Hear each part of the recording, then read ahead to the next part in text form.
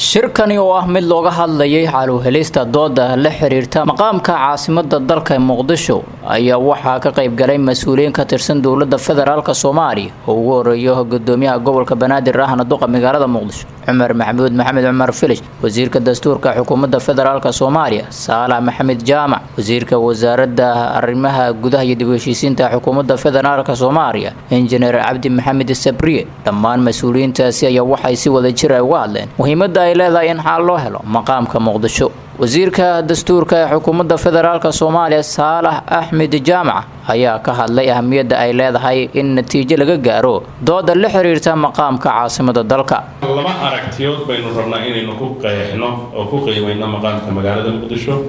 mid waxa weeye xuquuqda dadweynaha degan ee ku dhaqan say u heli lahayn political and economic rights labadaba oo siyaasadeed iyo mid dhaqaale tan kale waxa weeye Muqdisho sidii ay u lahaan lahayd muuqaal heer qaran ah oo Soomaali oo dhan ay ugu soo hiran lahayd waxayna hadda ogsoonahay Soomaali inay yara kala dhowday oo ay muddo kala maqnayd marka inay muuqaal iyo maqaam noocaas ay yeelataan waa loo baahan yahay taasina wuxuu ku imanayaa marka xuquuqdeeda ay hesho oo statuskeeda la hubiyo maqaamkeeda xaq dhisme iyo xaq qorsheyn magaalo iyo dhan walba way ka qurux banaanaysaa magaalooyin fara badan oo caasimadaha dalka baa maqaadiiro ku soo habsadeen adduunka Kaabul baa ka mid ah Baghdad baa ka mid ah meelo fara badan dhamaantood way soo kabanayaan haddana meel wanaagsan bay u maraysaa inana dalaalkaas la inaga rabaa dhinaca kalena wasiirka arrimaha gudaha federaalka iyo dib u heshiisiinta xukuumadda federaalka Soomaaliya injineer Cabdi Maxamed Sabriye oo ka hadlay shirka maqaamka caasimadda looga hadlayay ayaa sheegay in ay muhiim tahay in dadka ku dhaqan Muqdisho ay ku xuquuq noqdaan bulshada kale ku nool gobolada kale ee dalka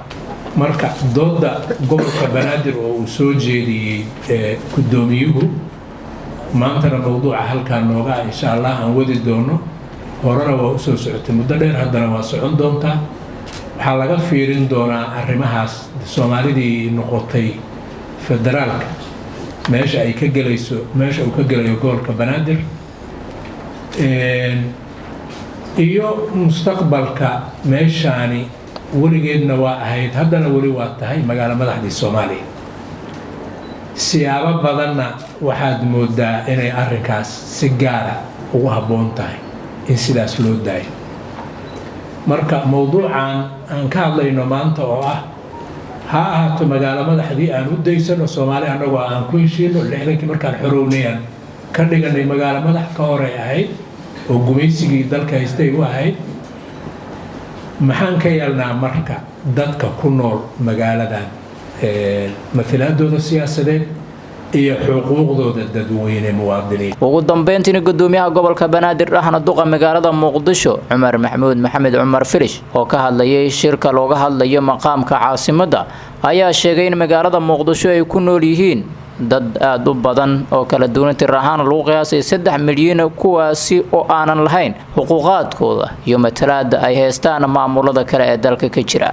Muqdisho aragtiyooyinkeeda aan soo ururinay waxay tilmaamayaan rabitaan ah in Muqdisho ay noqoto magaalo caasimad ah isla markaana state ah ama dowlad goboleed ah aragtidaas ayaan si duuduuban ugu soo gudbiyay kelmadeydii wabillahi tawfiiq. Assalaamu calaykum.